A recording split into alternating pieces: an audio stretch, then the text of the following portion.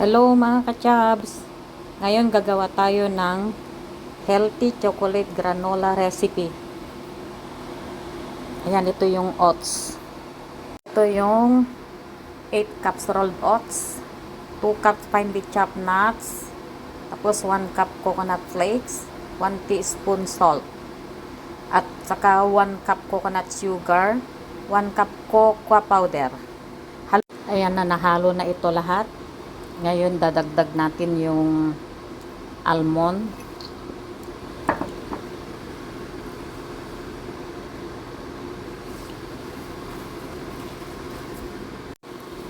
Tapos pecan. Tigwa 1 cup sila ha, 1 cup. Tapos yung chocolate chips. Yan, chocolate chips. Bali, ano yun, 2 cups din. Tapos yung vanilla, 2 teaspoon. 2 teaspoon vanilla. Tapos yung coconut oil. Ay, ano pa ito? Yung maple syrup, 1 cup. Ayan. 1 cup maple syrup. And then coconut oil. Ayan. Halo-haloin na natin ito. Tapos ilalagay natin doon sa oven ng 325 ang ano niya.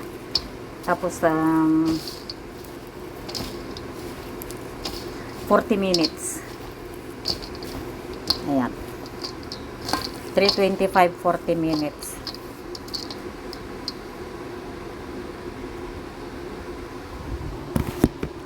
Lagay na natin sa parchment paper. Ito sa tray.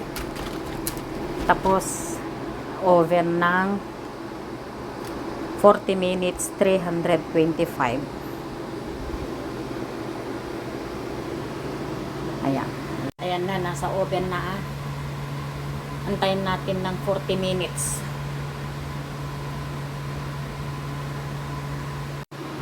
Antayin natin ng 40 minutes. Ayan na, luto na ang ating chocolate granola. Ayan, oh. Wow, ang bango. Whew, ang bango. Sarap. Ang bango-bango yung nyog niya. Ayan. Maraming salamat mga kapatid. Bye for now.